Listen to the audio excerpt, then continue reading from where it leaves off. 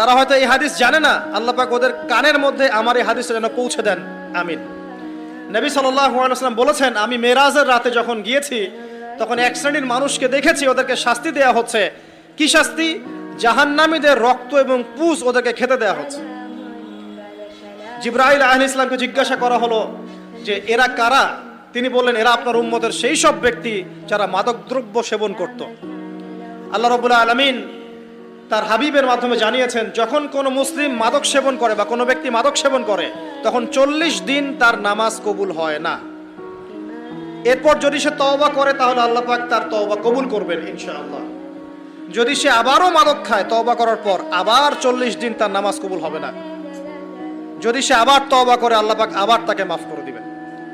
যদি সে আবারও মাদক খায় আবার 40 দিন তার নামাজ কবুল হবে না। তারপর যদি আবার তওবা করে আবার আল্লাহ তাকে মাফ করে দিবেন।